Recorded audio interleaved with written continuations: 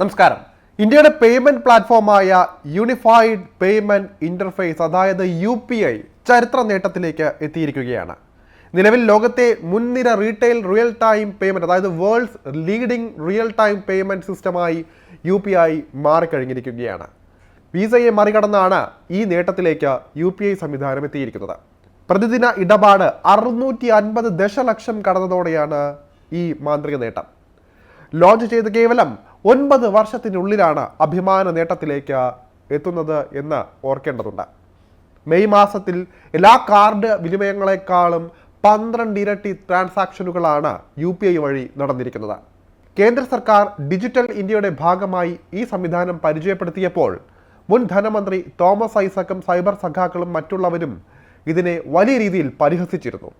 ഇന്ത്യയിലുള്ള ഭൂരിഭാഗം ജനങ്ങൾക്കും വിദ്യാഭ്യാസമില്ല എന്നും അതുകൊണ്ട് തന്നെ ഇത് ഉൾക്കൊള്ളാൻ പ്രയാസമാണെന്നും പറഞ്ഞവർ വേറെ. ഐസക്കിൻ്റെ സിദ്ധാന്തങ്ങൾ ഇതിൽ ഏറ്റവും അധികം ചർച്ച ചെയ്യപ്പെട്ടതായിരുന്നു. ഇന്ത്യക്ക് ഒരിക്കലും ഡിജിറ്റലാകാൻ കഴിയില്ല എന്നതായിരുന്നു ധനമന്ത്രിയായിരുന്ന സമയത്ത് തോമസ് ഐസക് നടത്തിയ പരാമർശം. അദ്ദേഹം പറഞ്ഞത് ഇപ്രകാരമാണ്: വാചകം അടിച്ചാൽ പോരാ, ഡിജിറ്റലൈസേഷൻ എന്നൊക്കെയുള്ള സാധനം വിഡ്ഢിത്തരമാണ്. 90% ആളുകളും അസംഘടിത മേഖലയിൽ ജീവിക്കുന്ന ഇന്ത്യ പോലൊരു രാജ്യത്ത് ഡിജിറ്റൽ ആകാൻ പറ്റത്തില്ല. മീൻ കച്ചവടക്കാരൻ ക്രെഡിറ്റ് കാർഡ് കൊടുത്ത് മീൻ കൊടുക്കുമോ? ആക്രിക്കാർ ചെയ്യുമോ? പച്ചക്കറിക്കാർ ചെയ്യുമോ? ഇതൊക്കെ ഒരു വാചകമടിയാണ് എന്നൊക്കെയായിരുന്നു മുൻ ധനമന്ത്രി തോമസ് ഐസക്കിൻ്റെ വാദം. എന്നാൽ ഐസക്കിനേക്കാൾ ഗ്രാഹ്യമുള്ളവരായി ഈ കൂട്ടർ ഇപ്പോൾ മാറിക്കഴിഞ്ഞു എന്നതാണ് സത്യം.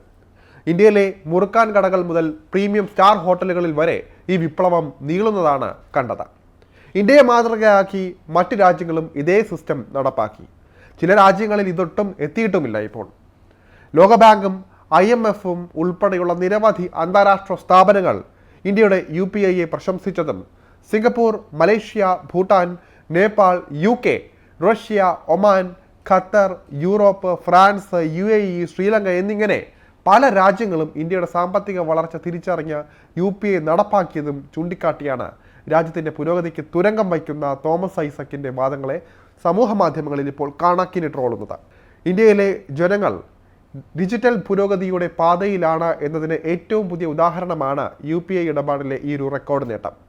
ഫിസിക്കൽ കറൻസിക്ക് പകരം എന്ന നിലയിലാണ് ആദ്യമായി UPI അവതരിപ്പിച്ചത്. പിന്നീട് ചുരുങ്ങിയ കാലം കൊണ്ട് ലോകമെങ്ങുമുള്ള വിവിധ രാജ്യങ്ങൾ പോലും ഈ പ്ലാറ്റ്ഫോം ഉപയോഗിക്കാൻ തുടങ്ങി.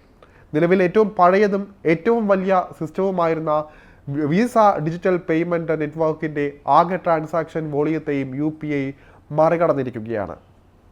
ഈ ജൂണിലാണ് UPI വിസയെ കവച്ചു വയ്ക്കുന്ന പ്രകടനം നടത്തിക്കൊണ്ടുവന്നത്. ജൂൺ 1-ാം തീയതി UPI കൃത്യമായി പറഞ്ഞാൽ 64.4 കോടി വിനിമയങ്ങളാണ് പ്രോസസ്സ് ചെയ്തത്.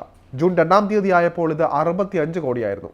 അതേസമയം 2024 സാമ്പത്തിക വർഷത്തിൽ വിസയുടെ പ്രതിദിന ട്രാൻസാക്ഷൻ വോളിയം 63.9 കോടിയായിരുന്നു. ഇത്തരത്തിൽ ക്രമേണയാണ് UPI ട്രാൻസാക്ഷൻ വോളിയം വിസയെ മറികടന്നത്. ഇക്കഴിഞ്ഞ മെയ് മാസത്തിൻ്റെ തുടക്കത്തിൽ UPI വഴിയുള്ള പ്രതിദിന ശരാശരി ട്രാൻസാക്ഷൻ വോളിയം 63 കോടിയായിരുന്നു. മെയ് അവസാനത്തോടെ ഇത് 64 മുതൽ 65 കോടിയിലേക്ക് വർദ്ധിച്ചു. ഇത്തരത്തിൽ മെയ് മാസത്തിൽ ആകെ ശരാശരി പ്രതിദിന ട്രാൻസാക്ഷൻ വോളിയം 60.20 കോടി എന്ന തോതിലായിരുന്നു.